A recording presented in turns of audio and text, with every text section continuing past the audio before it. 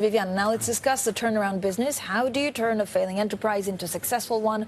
Well, my next guest is the chief executive of a billion-dollar consulting firm. In his role as AlixPartners chief executive, he's advised a host of corporate clients on dealing with disruption, digitization, and a number of other challenges. Well, he is Simon Freakley. He's chief executive of AlixPartners. Welcome to Surveillance. Thank you so much for joining us. Thank you, Francine. Thanks for having me. So you have basically a company that's very known for its turnaround, right? If you look at what companies and what chief executives will need in the future, what kind of services will you provide? Do they come to you for advice on management crisis? Is it how to deal with low rates, or is it actually just how not to fail? Right. Well, you're right, of course. We are quite famous for the restructuring and turnaround work we do, but actually most of what we do, maybe 80% of what we do, is not really turnaround or restructuring. It's dealing with disruption. And what we find with our clients is that what they're dealing with every day is disruption to their businesses and their industries. Retail, consumer products are celebrated examples, but every business is going through this. And what I say to our clients is that the most important thing in this is agile leadership, because whilst we used to worry about economic cycles, and of course we still have to be aware of those, these things are now pretty well managed by governments and central banks. It's the really severe and regular disruption cycles that are testing our clients. But if a chief executive who runs, in certain cases, billion-dollar companies has to come for you to advise on disruption, is that not already game over? I mean, leaders need a vision so that they're sure not to be disrupted. It's so interesting. We've just done a study on this. If you look at the top quartile performers in any of the key industries, the ones that are really doing well are capitalizing on disruption. So those businesses that are using data to best effect, they're capturing it, they're using the AI tools, digital tools to understand their customers' preferences.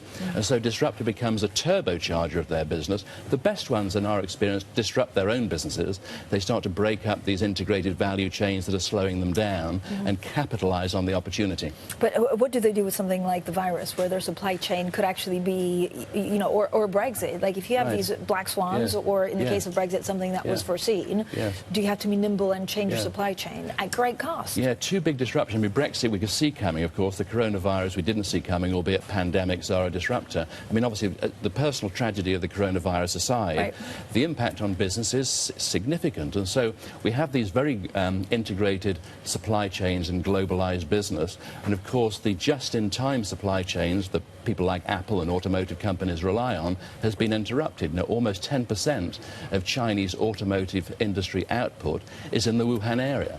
And so, of course, whether it's Ford or Nissan or Tesla or Volkswagen, everybody's had their supply chains disrupted. Now, of course, you can't second source quickly, but what people are having to do is just react quickly. Now, thankfully, it seems we may have turned the corner on coronavirus, but it's just another disruption. But react quickly how? So, you hear stories of, for example, a person that does bicycles that can't find the components coming from China. So do you have to have a supply chain that is away from China in case these kind of things? I mean, how have supply chains changed already because of the U.S.-China trade war? It's such a great question, Francine. If you look, for instance, what happened in the U.S. with the tariff war with China, many companies had to second source because they couldn't be entirely reliant on a successful outcome of this tariff spat. And so people were looking at Taiwan, they were looking at Vietnam, and people have already started to have second sourcing strategies. With the coronavirus, of course, it happened so quickly that inevitably, quite a number of companies' first quarter earnings are going to be crashed by this.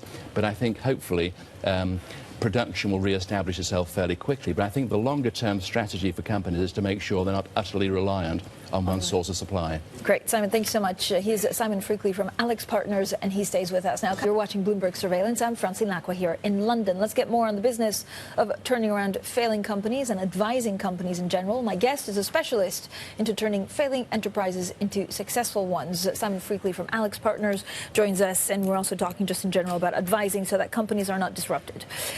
We had valuations in the tech space. I mean, I think of WeWork. I have a number of other IPOs that I could think of. Is there a danger that because of negative rates, things are getting inflated, that we're valuing things wrong, and that's actually a nightmare for the companies, but also for investors? Right. Now, WeWork's a great example, of course. It was valued as a tech company rather than a temporary office-based company. But look at this morning's headlines on Ocado, for instance. People are wondering whether the valuation multiples are realistic. A great business, Ocado. But I think if you look at the Vision Fund and the success of Alibaba, for instance, I mean, that's just been an extraordinary runaway success. But that isn't isn't necessarily representative of other businesses held by the fund. So I think valuation multiples can run away. Okay, but how does it come back to some kind of normalcy? So is this your biggest job? When you speak to a chief executive and he says, look, I have this company, I think it's worth this, and I think it's a tech company, if you have to say, well, it's a tech company, but actually you can be disrupted very quickly. Well, one of the opportunities for industry at the moment is that the businesses can be grown so quickly, and then the challenge is how to scale them. You touched on how to make sure a failing enterprise doesn't fail. Well, actually making sure that the business can scale quickly is so important. And of course, because particularly with cycles of disruption and the connectivity that comes with technology, the rate at which businesses can grow is extraordinary. And so managing that scalability is so important. But I think having a weather eye on making sure the valuation multiples are realistic. So why are the Americans so much better at scaling? Well, they've got a contiguous landmass with over 300 million people, which helps, largely speaking the same language. The European economy is about the same size in headcount terms, but we don't all speak one language. But the scalability, of course, is a focus. Investors want growth. Growth gives them equity returns, and so growth is centre of their agenda. Simon, when you look at Brexit, I don't know how many companies you have to advise on whether we don't have equivalency when it comes to financial services, or whether at the end we actually just don't have a trade deal, full stop. Right. Well, obviously, Boris got elected on Get Brexit Done. It isn't actually done until we get to the end of the transition period. I personally don't see how we do that by the 31st of January. I think the equivalency in financial services is a great example. We'd like a long-term deal, maybe a 10-year deal.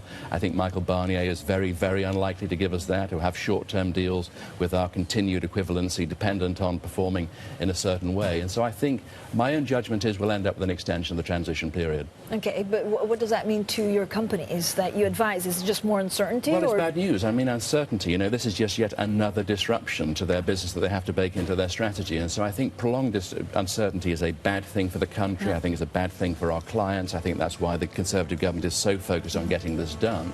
But realistically, so much has to be done that I wonder whether that's possible in this time period. Simon, thank you so much for joining us today. He is Simon Freakley. He's Chief Executive Officer at AlixPartners. Now,